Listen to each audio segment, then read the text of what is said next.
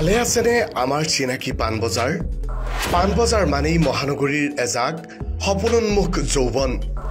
পাণবজাৰ মানেই কিতাপৰ সেই প্ৰাচীন সুবাস। পাণবজাৰ মানেই মনত দোলা দিয়া এক অজান আৱেগ। পাণবজাৰ গুৱাহাটীৰ অন্যতম সাংস্কৃতিক আৰু শিক্ষাগত কেন্দ্ৰ হিচাপে পৰিচিত এই পাণবজাৰ। কামৰূপ অনুসন্ধান সমিতি, অসম ৰাজ্যিক সংগ্ৰহালয় আৰু জিলা গ্ৰন্থাগাৰ, কটন বিশ্ববিদ্যালয়, সন্দিকৈ মহাবিদ্যালয়, নেহৰু পাৰ্ক, দীঘলী পুখুৰীকে আদি কৰি ইতিহাসৰ অনেক কাহিনীৰ সাক্ষী পাণবজাৰ। পাণবজাৰৰ আন এক অন্যতম আকৰ্ষণ কিতাপৰ দোকানসমূহ। কিতাপৰ মুদ্ৰণ তথা প্ৰকাশনৰ অন্যতম অভিকেন্দ্ৰ পাণবজাৰ।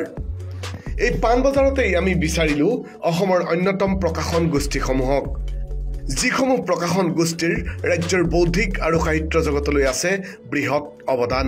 আজি আহিছোঁ কিতাপৰ খবৰ ল'বলৈ।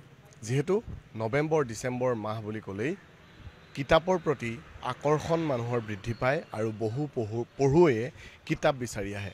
যিহেতু এতিয়া ৰাজ্যৰ বিভিন্ন প্ৰান্তত গ্ৰন্থমেলা আৰম্ভ হৈছে আৰু সমান্তৰালভাৱে গুৱাহাটীতো কেইদিনমানৰ পিছতেই আৰম্ভ হ'ব গ্ৰন্থমেলা। গতিকে পঢ়ুৱৈ সংখ্যা এইখিনি সময়ত বৃদ্ধি পায় আৰু বৰ্তমান সময়ত নৱপ্ৰজন্ম কিদৰে আকৰ্ষিত হৈছে কিতাপৰ প্ৰতি তাৰেই খবৰ ল'বলৈ আজি আহিছোঁ পাণবজাৰলৈ।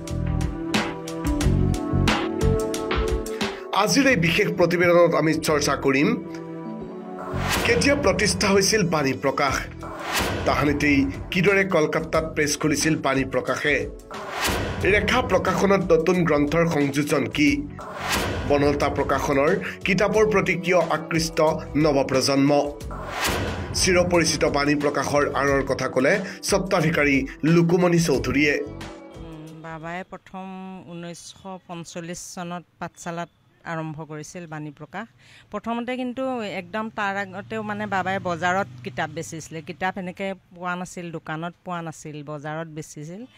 তাৰপিছত তাৰ আগতে তেওঁ কিন্তু পাটাচাকুচি বিদ্যাপীঠত চাকৰি কৰিছিল দেই। চাকৰি এৰি পেলাই বজাৰত এনেকৈ কিতাপ বিক্ৰী কৰিব ল'লে। তাৰপাছতে 45 চনত বাণী প্ৰকাশ পাঠশালাত স্থাপন কৰিলে।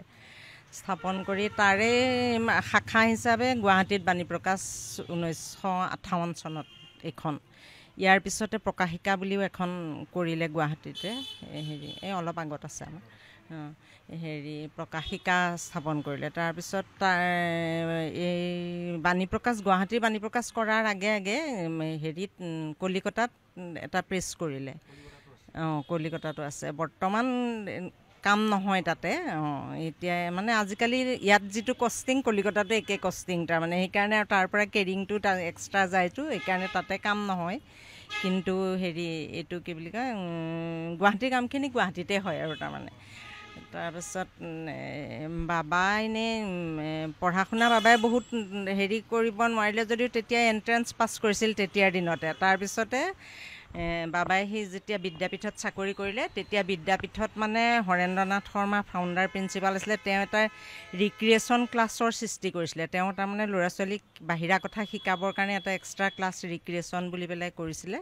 সেই ক্লাছটোত মানে বাবাই 5ম শ্ৰেণীৰ পৰা 8ম শ্ৰেণীলৈকে সেইটো পিৰিয়ডত বাহিৰা জ্ঞান বিজ্ঞানৰ কথা ক'ব লাগিছিল তাৰমানে, বা সাধু কথা এনেকুৱা ল'ৰা ছোৱালীয়েও কয়, বাবাইও কয়, এনেকুৱা আৰু। এই কওঁতে কওঁতে বাবাই মানে কালিদাসৰ সমে মীৰা কাহিনীটো পঢ়ি মানে বৰ ভাল পালে।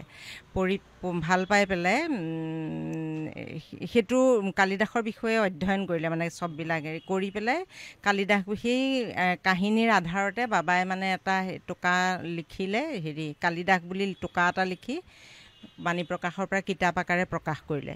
কৰি সেইখন কিতাপত বাবাই 1969ত নেকি ৰাষ্ট্ৰীয় পুৰস্কাৰ পাইছিলে কিতাপখনে। তাৰপাছত শিশু সাহিত্য বহুত কৰিছে। সঁফুৰাখনো বাবাই আৰম্ভ কৰিছিল, ভৱেন্দ্ৰনাথ শইকীয়াৰ সম্পাদনাত সঁফুৰা আৰম্ভ কৰিছিলে।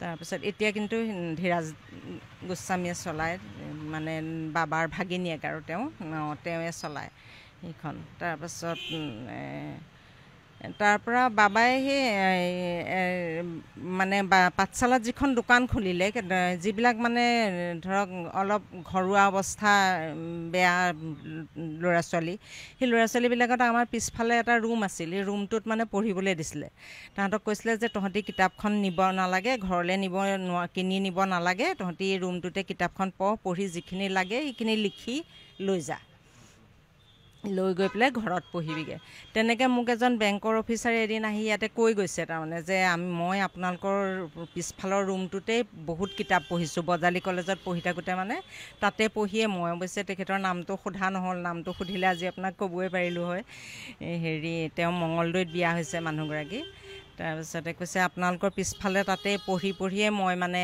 ডিগ্ৰী পাছ কৰিছোঁ কিতাপ কিনাৰ এনেকুৱা আমাৰ সামৰ্থ্য নাছিল গতিকে তাতে তেনেকৈ কিতাপ পঢ়িছোঁ গতিকে মই ভাবোঁ পাঠশালাৰ মানে বৌদ্ধিক মহলটো গঢ় দিয়াত বাণী প্ৰকাশৰ অলপ অৰিহণা আছে আৰু যি নহ'লেও মানে ৰাইজে স্বীকাৰ কৰে নকৰে নাজানো আৰু মই কৈছোঁ মোৰ কথাটো সেইটো ভাবিলে গৌৰৱবোধ হয় কিন্তু মানে এতিয়াৰ পৰিস্থিতিলৈ চালে গৌৰৱ কৰিব নোৱাৰি তাৰমানে আজিকালি পৰিস্থিতিটো এনেকুৱা হৈছে ন আজিকালি দেখোন মানুহে কিতাপ পত্ৰ নপঢ়ে হেৰিয়ে নকৰে মানে নাজানে কোনেও বাবাহঁতৰ বিষয়ে কোনেও জানিবও নিবিচাৰে বা কি এনেকুৱা ধৰণৰ মানুহ যে আছিল এটা সময়ত সেইটোৰো কোনেও হেৰি নকৰে এনেকুৱা ধৰণৰ আৰু পঢ়ুৱৈৰ সংখ্যাটো এতিয়াতো বৰ্তমান বজাৰত মানুহেই নাই আজিৰ দিনটোৰ কথা ক'লোঁ মই আজিৰ দিনটোত এতিয়ালৈকে মানুহে নাই বজাৰত এনেকুৱা যোৱাকালিও সেই 2-3 বজাতহে অলপ মানুহ পাইছোঁ তাৰমানে এনেকুৱা হোলচেলটো হৈ থাকে সেইটো বেলেগ কথা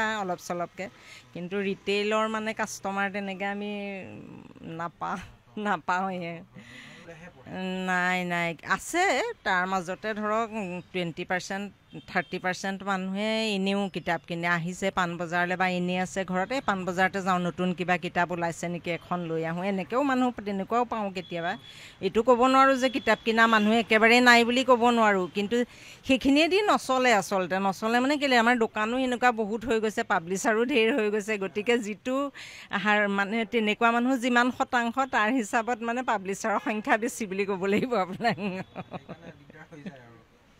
সেইকাৰণে দিগদাৰ মানে এতিয়া মানে কিতাপৰ বিজনেছেদি আচলতে মানুহ চলিব নোৱাৰে এৰি দিব নোৱাৰাটোৱেতো ডাঙৰ কথা হৈছে এতিয়া এইটোৱে ডাঙৰ মানে এটা অনুষ্ঠান নিচিনা হৈ গৈছে যিমান নহ'লেও হয়নে সেইটো কাৰণে মানে এতিয়া এৰি দিব নোৱাৰোঁ কাৰণে চলাই আছোঁ টানি আজুৰি এটা সময়ত আছিল বাবাহঁতে যিমান কৰিছিল আমি সিমান কৰিব পৰা নাই দিয়কচোন আমি একো কৰিব পৰা নাই কিন্তু মানে আমি কৰিব পৰা নাই মানে তথাপিতো মই এতিয়া তেনেকুৱা আগ্ৰহী মানুহ আহিলে মই বৰ ভাল পাওঁ মানে মই যেনেকৈ নহ'লেও কিতাপ পঢ়া মানুহ আহি বিচাৰে যদি মই যেনেকৈ নহ'লেও কিতাপখন যোগাৰ কৰি দিবলৈ চেষ্টা কৰোঁ আৰু লাগিলে অকণমান কম পইচাতে দিওঁ নিজৰ কিতাপ হ'লে বোলে আৰু অলপ কমায়েই দিওঁ এনেকৈ বুলি পেলাইও দিওঁ মানে লাগে পঢ় মানে সেইটোৱে গ্ৰন্থমেলাটোৰ আচলতে উদ্দেশ্য আছিল প্ৰথমতে সেইটোৱে যে অলপ পইচা কমাই দিলে কিজানি মানুহ বেছিকৈ আহে মানে পঢ়িব কিজানি মানুহে এনেকুৱা ভাবিহে আচলতে মানে ৰেহাই হেৰিত গ্ৰন্থমেলা পতা হৈছিল কিন্তু এতিয়াতো গ্ৰন্থমেলা যি হেৰিও সেই একেধৰণৰ নিচিনাই হয় গ্ৰন্থমেলাত এনেই মানুহ বহুত যায় কিন্তু মানুহ ঢেৰ যায় বিক্ৰীটো তেনেকুৱা নহয় তাৰমানে কিন্তু শুনা যায় যে বহুত লাখ টকা বিক্ৰী হৈছে বা কিবা হৈছে কিন্তু আমি দেখোন এনেকুৱা ইমান সেয়া নাপাওঁ নাজানো আৰু কাৰোবাৰ হয়তো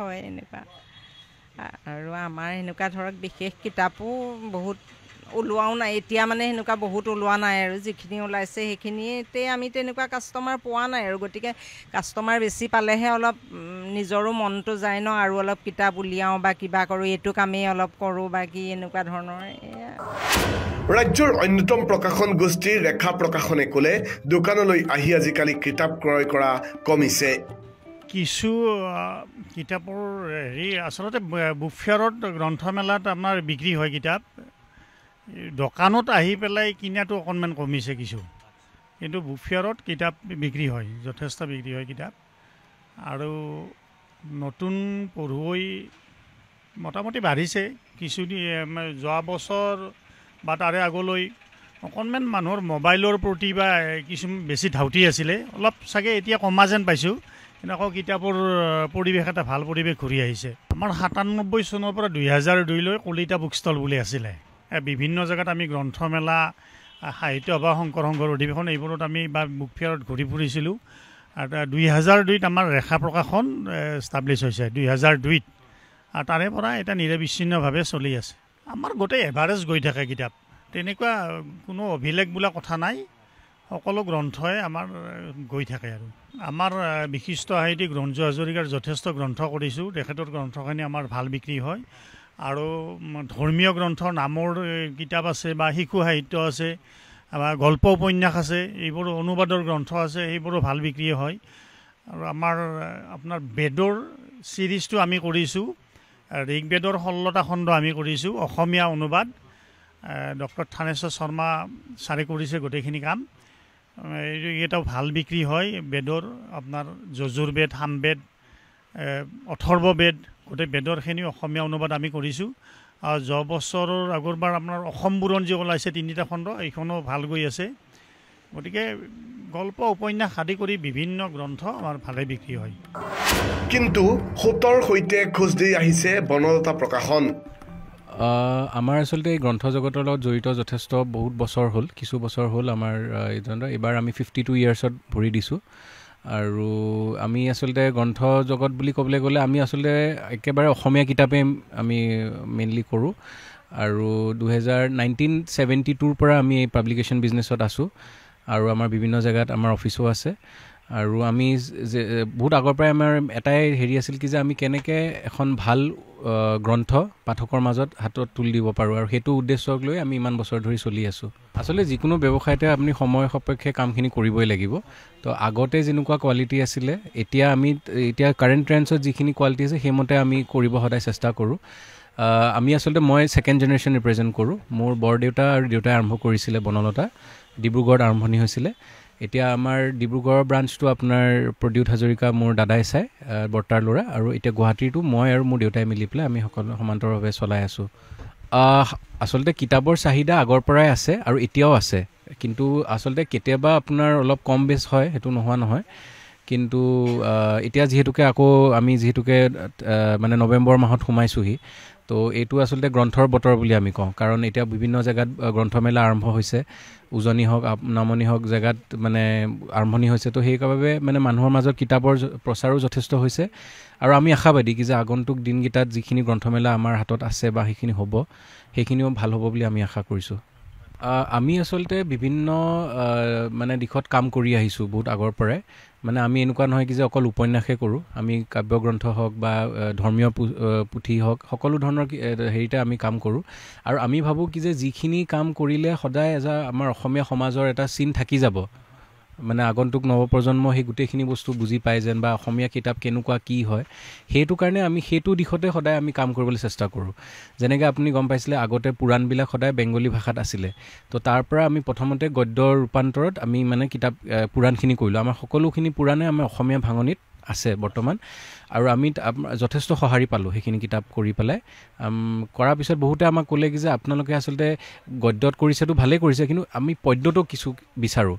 তো সেইকাৰণে আমি যোৱা বছৰৰ পৰা এইটো প্ৰচেষ্টা লৈছিলোঁ। আৰু এই বছৰ আমি আচলতে ৰাইজক জনাব সুখী হৈছোঁ কি যে এইবাৰ আমি নতুনকৈ 2খন পুৰাণ আমি পদ্যত অলৰেডি ওলাইছোঁ, ব্ৰহ্মবৈৱৰ্ত পুৰাণ আৰু বিষ্ণু পুৰাণ। আৰু যিমানখিনি পুৰাণ আছে সকলোখিনিও এটা এটাকৈ কাম চলি আছে, যিহেতুকে ডাঙৰ যথেষ্ট গ্ৰন্থ হয়, সেইকাৰণে অলপ সময় লৈছে। কিন্তু সেইখিনিও আমি পদ্যানুবাদত আমি মানে কৰিম মানে সেইখিনি। হয়, যথেষ্ট লৈছে। আমি আচলতে ক'বলৈ পাই যথেষ্ট সুখী কি যে কিতাপখন ওলোৱাৰ আগতে মানুহৰ মাজত যিটো প্ৰচাৰ হৈছিলে, আৰু সেই হিচাপত আমাৰ কিতাপ যথেষ্ট মানুহে কিনিছে, ক্ৰয় কৰিছে, আমি দেখিছোঁ। আৰু নৱপ্ৰজন্ম মানে যথেষ্ট প্ৰচাৰ হৈছে। আৰু কাৰণ আমিতো সকলোৱে তাৰ চলচ্চিত্ৰখনো চাইছোঁ বা লগতে কিতাপখনো পঢ়িছোঁ। আৰু সেইখন যিমান দূৰ সমাদৰ লাভ কৰিছিলে, অসমীয়াখনো সিমান দৰে পোৱা বুলি মই ভাবোঁ। আৰু মই ভাবোঁ সেইটো এটা ভাল দিশ। আৰু লগতে অকল সেইখন বুলিয়ে নহয়, যেনেকৈ আপোনাৰ এতিয়ালৈকে বৰ্তমান আমি যিখিনি নতুন কাম কৰিছোঁ এই বছৰ, যেনেকৈ মণিকুন্তলা ভট্টাচাৰ্যৰ হওক বা নগেন শইকীয়া ছাৰৰ আত্মজীৱনী হওক বা বেলেগ বিভিন্ন নৱপ্ৰজন্মৰ লেখকৰো কাম কৰিছোঁ, সেইখিনিও কিন্তু আমি ভাল সঁহাৰিয়ে পাইছোঁ বৰ্তমানলৈকে। আৰু আমি আশাবাদী কি যে আগন্তুক দিনলৈ আৰু যথেষ্ট কিতাপ ওলাব। আমাৰ কিতাপৰ কাম চলি আছে। আৰু ভাল ভাল লেখকৰো কিতাপ ওলাব কিন্তু সেই আমি সমান্তৰভাৱে আশা কৰি আছোঁ কি যে সেইখিনি কিতাপো যথেষ্ট প্ৰচাৰ হ'ব লাগে নৱেম্বৰ ডিচেম্বৰ মাহ মানেই কিতাপৰ মাহ কিন্তু পাণবজাৰৰ কিতাপৰ পৃথিৱীখনে প্ৰতিটো মাহতেই নিবাৰণ কৰি আহিছে পঢ়ুৱৈ সমাজৰ ক্ষুধা তাতোকৈ ডাঙৰ বিষ হৈছে পাণবজাৰৰ সেইসমূহ প্ৰকাশন গোষ্ঠী যিসমূহ প্ৰকাশন গোষ্ঠীয়ে পঢ়ুৱৈ সমাজক যোগান ধৰি আহিছে গ্ৰন্থৰ চাহিদা সেয়া ভাল দিনতেই হওক বা বেয়া দিনতেই হওক প্ৰতিটো প্ৰকাশন গোষ্ঠীয়ে অহোপুৰুষাৰ্থ চেষ্টাৰে সমৃদ্ধ কৰি আহিছে সাহিত্যৰ ভঁৰাল সেয়া নতুন প্ৰকাশন গোষ্ঠীয়ে হওক বা পুৰণি কিন্তু আজিও পাণবজাৰৰ কিতাপৰ উমেৰে হাজাৰটা সন্ধিয়া উদযাপন কৰা তাহানিৰ দিনবোৰে যেন আজিও হাত বাউলি দি মাতে এখন প্ৰাচীন পৃথিৱীক চিনাকি কৰি দিবলৈ